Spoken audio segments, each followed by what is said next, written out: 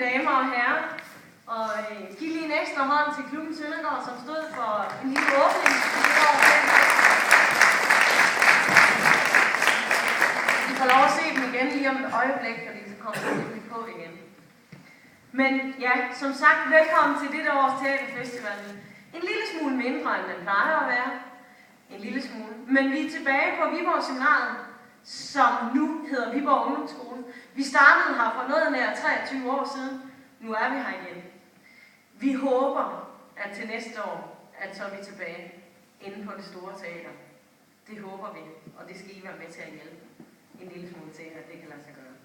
Men om ikke andet, så skal jeg i hvert fald takke Ungdomsskolen, fordi vi kan få lov at være i det her fantastiske auditorium.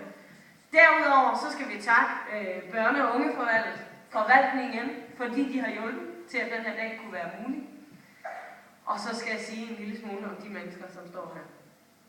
For det er sådan, at klubben Søndergaard skal starte med at lave et danseteaterstykke, som hedder Romeo og Julie, lavet af Sebastian.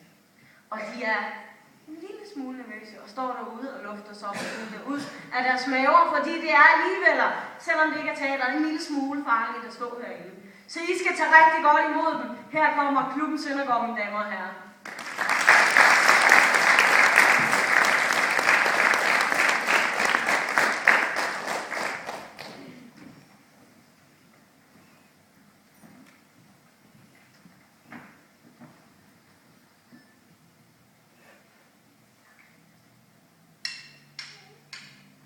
Thank